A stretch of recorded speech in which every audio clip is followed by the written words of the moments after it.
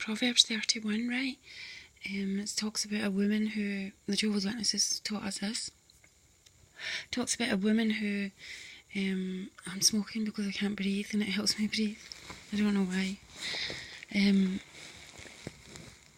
It talks about a woman who basically does everything, right? So that the man can concentrate on the world, perhaps building it or man things, In fact, it says the man sits at the gates and it sounds like he does nothing. But I like that. I think it's good because women are so multitasking.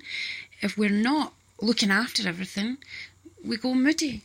We like to be very busy. So anyway, I started applying that scripture, and when I was on my own with the two girls, I wasn't allowed to see my ex-husband, Shbaz, and he had just came round and bought us all new furniture for the house and everything. And my mum's like, you can take his furniture and his money, but you have to tell him to leave. So he bought me toolboxes and stuff like that when he heard I wanted to make tiaras. And anyway, so the reason, when I started reading it, right, it was in my soul. I don't know how long in between doing it and reading it. But anyway, I wanted my children out of nursery. I wanted to have them at home because there was so much fun. Keeping in mind I was brought up told that I was a horrible girl and not loved. And so to see these wee kids giggling and laughing, it was just so much joy. So I wanted them at home with me. So I just said a prayer, a simple prayer on my knees. God, you said in Proverbs 31, I can do all these things. Can you give me a job that it makes us so much money?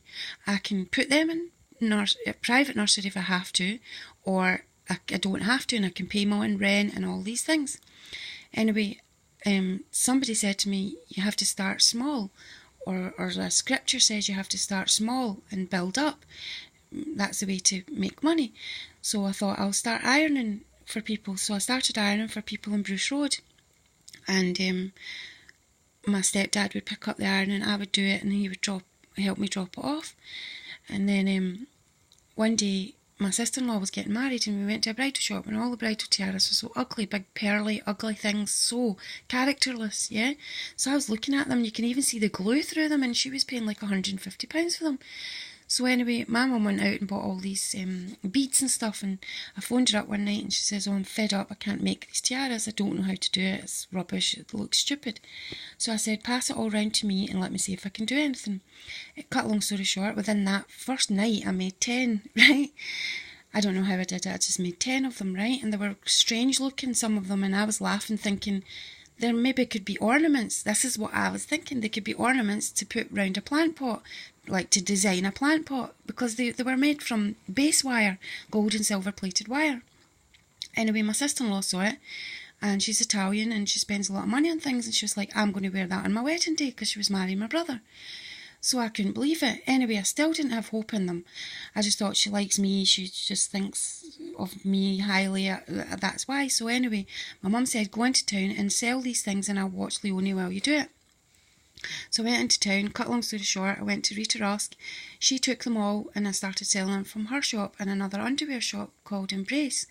And they were selling for like £150, £160 each, and they were only costing me let's say £20-30 at the most to make, right? So I was making a big profit, and that's when the government started helping me, saying, you mean to tell us you're making a 200% profit on wire? And that's how I started off.